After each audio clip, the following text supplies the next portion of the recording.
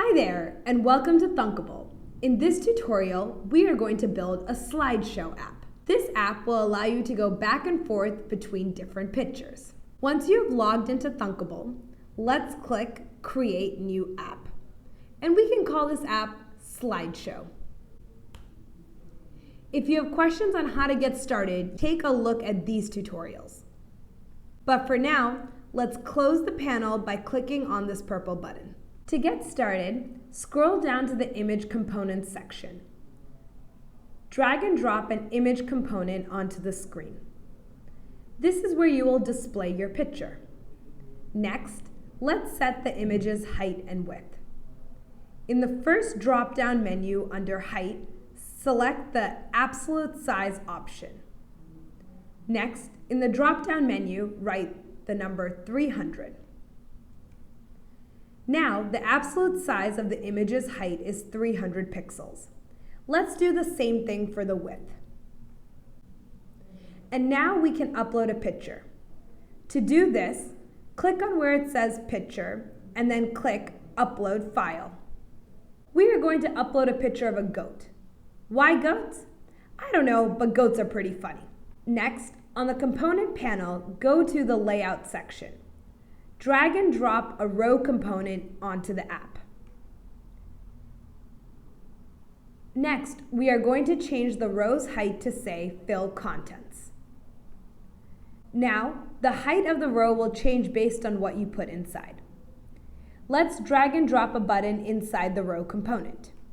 When we click this button, we want it to take us to the next screen. So let's change the name of this button.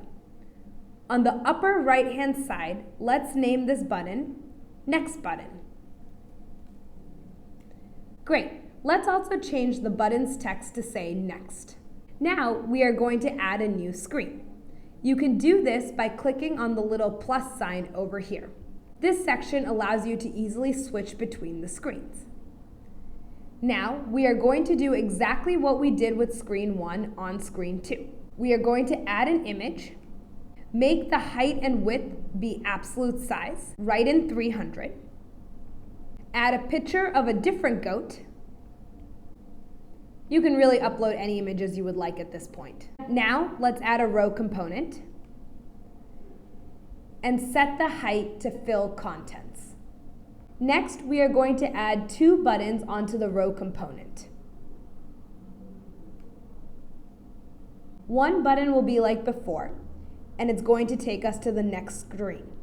But the other button is going to take us back to the previous screen. So let's name the button on the left to be Back Button. And let's change the text to say Back. Let's also change the name of the button on the right to say Next Button. And change the text to say Next. Great. Now on your own, you can add another screen with the exact same layout and another picture of a goat. Now it's time to learn how to program the functionality of the app. Click where it says Blocks. In this section, you will be able to tell your app how to change screens. We will do this with blocks. These blocks represent lines of code. So when you connect blocks together, you will essentially be coding. When the next button is clicked, we want to go to screen number 2. Let's first go to the Blocks option for the next button. Drag the block that says When Next Button Click Do and drop it into the Blocks editor. Now click where it says Control. These blocks have functions for how the app is set up. We want the block that says Navigate to screen 1. Drag and drop this block into the Next Button block. Now, in the drop-down menu, select Screen 2. This means when the next button is clicked, it will go to the next screen.